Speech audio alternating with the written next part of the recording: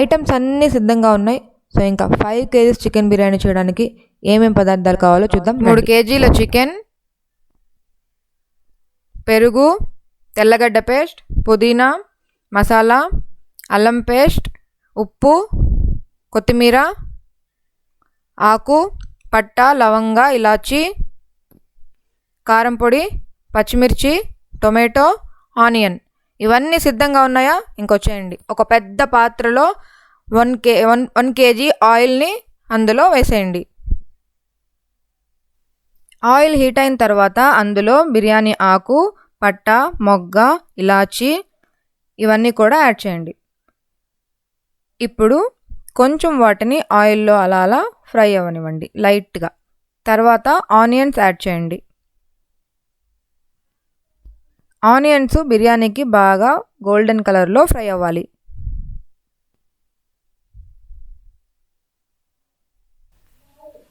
Onions fry అవుతూ ఉన్నప్పుడే మనం అందులోకి గ్రీన్ చిల్లీ యాడ్ చేసుకుందాం.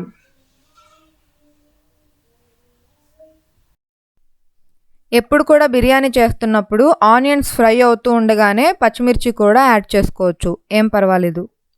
దాని తర్వాత తెల్లగడ్డ పేస్ట్, తెల్లగడ్డని సపరేట్గా అల్లాన్ని సపరేట్గా కూడా పేస్ట్ చేసి పెట్టుకోవచ్చు. ముందుగా అయితే నేను ఇక్కడ తెల్లగడ్డ పేస్ట్ యాడ్ చేశాను. దాని తర్వాత అల్లం పేస్ట్. ఆనియన్స్ గోల్డెన్ కలర్లోకి వచ్చిన తర్వాత తెల్లగడ్డ పేస్టు, అల్లం పేస్టు యాడ్ చేసాం. ఇప్పుడు అవి రెండూ కూడా ఆ నూనెలో బాగా వేగాలి, మంచి వాసన వచ్చేంత వరకు. తర్వాత కొంచెం పుదీనా, అడుగంటకుండా చూసుకోవాలి. పుదీనా వేసిన తర్వాత టొమాటోలు. ఎప్పుడైతే మసాలా నూనెలో బాగా వేగిపోతుందో ఆ తర్వాతే టొమాటో యాడ్ చేయాలి. మరికొన్ని ఆనియన్స్. అడుగు పట్టుకోకుండా బాగా కలుపుకోవాలి జాగ్రత్తగా. మాడిందంటే మళ్ళీ టేస్ట్ మారిపోతుంది కాబట్టి దగ్గరే ఉండి కలుపుకుంటూ ఉండాలి. ఇప్పుడు అందులోకి ఒక లీటర్ పెరుగు అలా దగ్గరే ఉండి మిక్స్ చేసుకుంటూ ఉండాలి. అటు ఇటు తిప్పుతూ మాడకుండా చూసుకోవాలి. తర్వాత ఇప్పుడు సాల్ట్ యాడ్ చేద్దాం. కల్లుప్పు తీసుకున్నాను, సరిపడా ఉప్పు. కొంచెం ఎక్కువైనా తక్కువైనా జాగ్రత్తగా చూసుకోవాలి ఉప్పు విషయంలో. ఇప్పుడు మిరప్పొడి.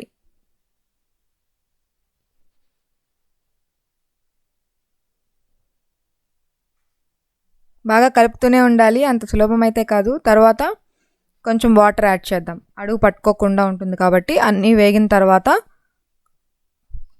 వాటర్ యాడ్ చేయండి.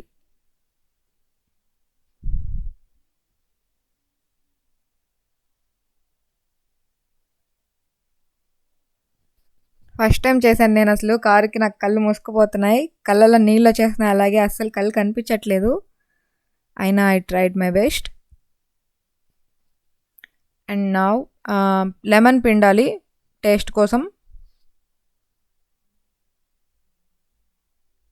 పెరుగు వేసిన తర్వాత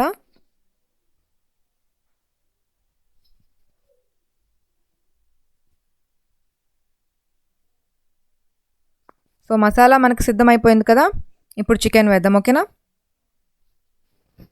సో చికెన్ అనేది బిర్యానీలో మనం మామూలుగా ఇంట్లో చేస్తున్నప్పుడే 1 kg రైస్కే మనం 1/2 kg కంటే ఎక్కువ చికెనే, కొంతమంది కేజీ చికెన్ కూడా వేసేస్తూ ఉంటారు. చికెన్ ఎంత వేస్తే అంత టేస్ట్ వస్తుందన్నమాట. మేమైతే అంత ఎక్కువ చికెనే వేయలేదు. సో చికెన్ వేసుకునే దాన్ని బట్టి కూడా బిర్యానీలో టేస్ట్ ఉంటుంది. మీరు కావాలంటే ఎక్కువగా వేసుకోవచ్చు, కానీ మరీ ఎక్కువగా కాదు, కొంచెం అటు ఇటుగా. పక్కనే ఒక పాత్రలో మనకి మసాలా ఉడుకుతూ అందులో మనం చికెన్ వేసాం కదండి. ఇప్పుడు మరొక పాత్రలో ముందుగానే మనం ఎసురు కాగబెట్టుకోవాలన్నమాట. అంటే మరొక పాత్రలో మనం నీళ్లు పోసి అవి ఉడుకుతూ ఉండగా అందులో కొంచెం ఉప్పు వేసుకొని, కొద్దిగా పుదీనా మరియు ఇంకొంచెం కొత్తిమీర, పచ్చిమిర్చి, ఇంకా ఫుడ్ కలర్ ఇవన్నీ వేసి దీన్ని కూడా ఉడకనివ్వాలి. ఓ పక్కన మనకి మసాలా ఉడుకుతూ ఉండగానే మరో పక్కన మనం ఎసురు కాగబెట్టుకుంటున్నాం అన్నమాట.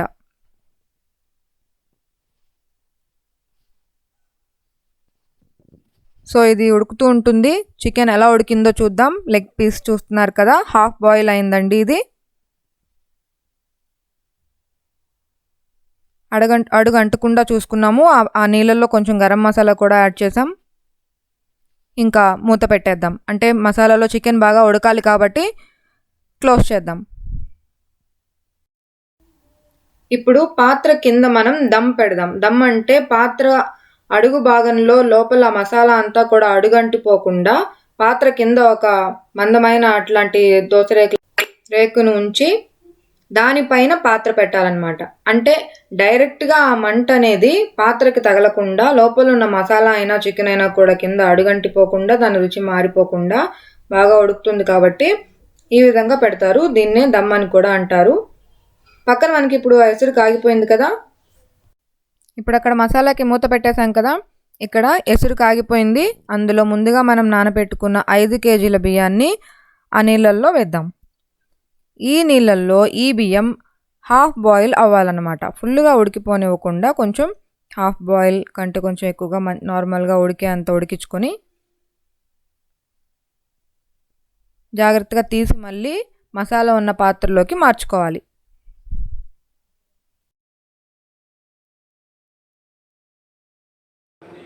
బిర్యానీ చేయడం అంత సులభం కాదండి, చాలా కష్టం. అందుకే దాని బిర్యానీ అంటారు. అన్ని రకాలుగా ప్రాబ్లం అది. నేను ఒకదానికి రాని చూసుకుంటాను. ఎవరు అడుగుతారు చెప్పు. ప్రాబ్లం ఏం భయపడను. మగానికి మాస్క్ వేసుకున్నానా, ఏం ప్రాబ్లం. బిర్యానీ చేయడం అనుకున్నంత ఈజీగా చూసారా ఎంత ప్రాసెస్. అందుకే దాన్ని బిర్యానీ అన్నారు. సో ఇంత ప్రాసెస్ జరిగితే కానీ మనకు కావాల్సినంత టేస్టీ బిర్యానీ రాదు. మీరు తినే టేస్టీ బిర్యానీ వెనకాల ఇంత మ్యాటర్ ఉంటుందని ఎప్పుడైనా చూసారా? ఇందులో చికెన్ 10 మినిట్స్ బాయిల్ అవుతూ ఉంది చూడండి. ఇప్పుడే మంచిగా బాగుంటా ఉన్నాయి బాయిల్. మళ్ళీ ఇక్కడ రైస్ ఉడుకుతుంది కదా, అది హాఫ్ బాయిల్ అయిన తర్వాత తిరిగి మళ్ళీ ఇందులో వేస్తాం అనమాట. చూసారా హాఫ్ బాయిల్. మసాలా ఉడికిపోయింది చికెన్తో పాటు. రైస్ కూడా మనకి హాఫ్ బాయిల్ అయిపోయి రెడీగా ఉంది. ఇప్పుడు ఆ పాత్రలో నుంచి ఈ పాత్రలోకి షిఫ్ట్ చేసుకుందాం. బాగా వడకట్టి అలా జల్లెడి గెంటుతోనే రైస్ని తీసుకోవాల్సి ఉంటుంది. ఆ వాటర్ తీసుకోకూడదు. బాగా వాటర్ అంతా జల్లి పట్టేసి వాటర్ అంతా కూడా బాగా జల్లించి రైస్ మాత్రమే వచ్చేలాగా చూసుకొని అలాంటి జల్లి గంటిలోనే మనం రైస్ తీసుకొని ఈ మసాలా ఉన్న పాత్రలోకి వేసుకోవాలి. పొరలుగా లేయర్స్గా వేసుకోవాల్సి ఉంటుంది. రైస్ మొత్తం అంతా ఒకే చోట పడే విధంగా కాకుండా చూసారా ఎలా జల్లి పడుతున్నారో అలా జల్లి పట్టేసి మొత్తం అంతా ఒక లేయర్గా పైన అంతా పోసుకుంటూ రావాలి. చుట్టూతా ఒకే దగ్గర కుప్పగా పోయకూడదు. సో మొత్తం వేసేసిన తర్వాత కొంచెం గెంటుతో పైన అలా కలుపుకోవాలి. కిందున్న మసాలా కిందే ఉండాలన్నమాట. కస్టమర్స్కి సర్వ్ చేసేటప్పుడు మసాలా కింద ఉంటుంది కాబట్టి కింద నుంచి మిక్స్ చేసుకుంటూ సర్వ్ చేస్తూ ఉంటారు. ఇది మంచి ఫ్లేవర్ కోసం యాడ్ చేస్తున్నారు. ఇప్పుడు మొత్తానికి మన బిర్యానీ ప్రాసెస్ అంతా అయితే రెడీ అయిపోయింది. పైన ఇప్పుడు కొంచెం పుదీనా ఇంకా కొంచెం కొత్తిమీరతో మనం బిర్యానీని గార్నిష్ చేసుకుందాం.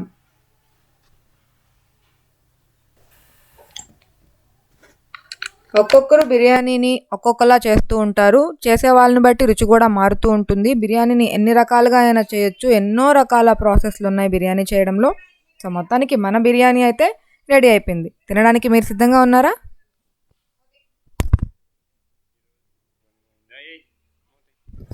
రెడీ అయిపోయింది కాబట్టి ఇంకా చల్లారిపోకుండా మూత పెట్టేద్దాం. సో ఇప్పుడు కస్టమర్స్కి సర్వ్ చేసే సమయం వచ్చేసింది కదా.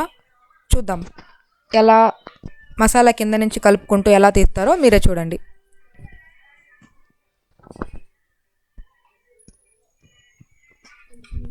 పక్కన బౌల్లో అది ఎగ్ మసాలా అడిగారు కాబట్టి ముందుగా దాన్ని సిద్ధంగా ఉంచారు.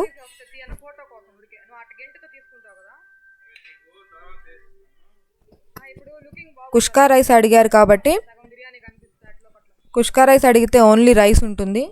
బిర్యానీ అడిగితే 3 పీసెస్ ఇచ్చి రైస్ ఇస్తారు. నేను ఇక్కడ బిర్యానీ చేయడం ఇది సెకండ్ టైం అనుకుంటాను. ఇంతకుముందు ఒకసారి చేశాను, ఒక సంవత్సరం ముందర.